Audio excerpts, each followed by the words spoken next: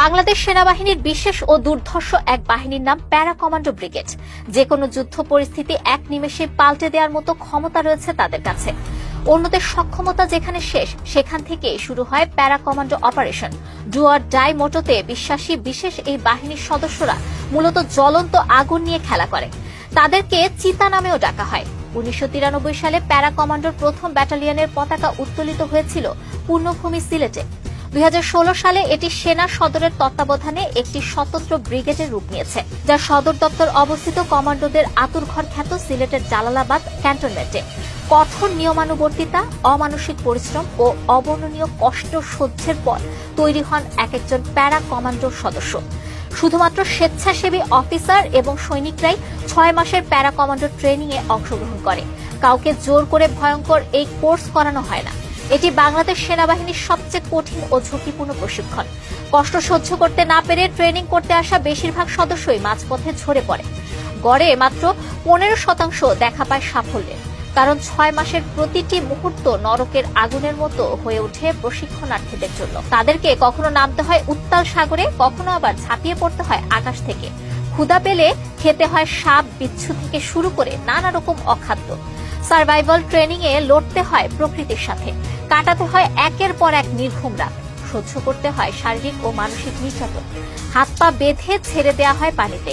নিঃশ্বাস টিকে থাকার সর্বশেষ মুহূর্ত পর্যন্ত চালিয়ে যেতে হয় বেঁচে থাকার লড়াই।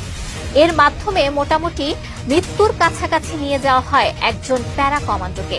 সামরিক ট্রেনিং শেষে প্যারা ট্রুপিং এর উপর নিতে হয় বিশেষ প্রশিক্ষণ। এত সব কষ্ট সহ্য করে শেষ পর্যন্ত টিকে থাকতে পারলেই অর্জন করা যায় সোনার হরিণের সমতুল্য দুর্লভ সেই কমান্ডো ব্যাচ। যুদ্ধের ময়দানে প্যারাসুটের মাধ্যমে এনিমি লাইনে পেছনে অবতরণ করানোর জন্য প্রস্তুত রাখা হয় তাদেরকে। আর সম্মুখভাগে থাকে নিয়মিত বাহিনী, অর্থাৎ শত্রুর ঘরে কমান্ডোদের প্রবেশ করিয়ে ব্লকিং পজিশন তৈরি করা হয়। এরপরই শুরু হয় দুই দিক থেকে আক্রমণ। সামনে ও পেছনের তীব্র আক্রমণ সামাল দিতে না পেরে আত্মসমর্পণ করতে বাধ্য হবে শত্রু বাহিনী। স্বেচ্ছায় পরাজয় বরণ করে না নিলেও কমান্ডোদের হাতে ধরা পড়া নিশ্চিত। যুদ্ধ পরিস্থিতি ছাড়াও দেশের যে কোনো সংকটে প্রকাশ্যে আসে বাহিনীটির চৌকুশ সদস্যরা। অভ্যন্তরীণ অভিযানে এখন পর্যন্ত তাদের সফলতার হার শতভাগ। 2016 সালে হোলি আর্টিজানে বিচ্ছিন্নতাবাদী হামলার কথা নিশ্চয়ই মনে আছে সবার। সেখানে মাত্র কয়েক মিনিটের সফল অপারেশনে প্যারা কমান্ডোদের সক্ষমতা জানান দেয়। রেস্তোরাঁটিতে দুর্ধর্ষ এই বাহিনীর অভিযান এতটাই নিখুঁত আর গোছালো ছিল যে মাত্র 13 মিনিটের মধ্যে 6 জন টার্গেটকে শেষ করে দেয় তারা। পরের বছরই প্যারা কমান্ডো ব্রিগেড সিলেটের আতিয়া মহলে চালায় অপারেশন টুয়াইলাইট নামের আরো ভয়ঙ্কর এক অভিযান। টানা 111 ঘণ্টা সেই অপারেশনে অক্ষত অবস্থায় উদ্ধার করা হয় 78 জন জিম্মিকে।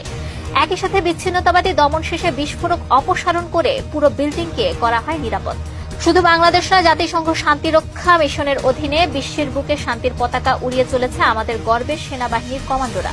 তবে বিচ্ছিন্নতাবাদী ও প্রতিপক্ষের বিরুদ্ধে তারা যতটা কঠিন ও ভয়ঙ্কর, নিরীহ সাধারণ মানুষের জন্য ঠিক ততটাই ভালোবাসায় পূর্ণ প্যারা কমান্ডোদের হৃদয়।